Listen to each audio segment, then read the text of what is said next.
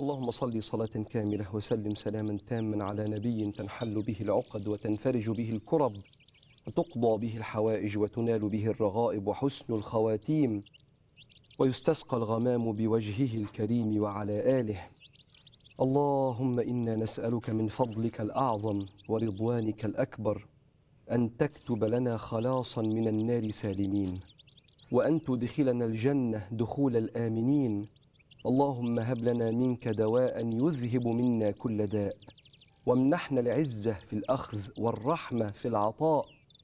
اللهم ارزقنا الهمة في العبادة والخشوع في الدعاء، وإذا ابتعدنا عنك بذنوبنا فلا تقطع من قلوبنا الرجاء، وامنحنا مزيدا من العافية إذا واجهنا البلاء، وكمالا منك يا ربنا في الرضا بالقضاء.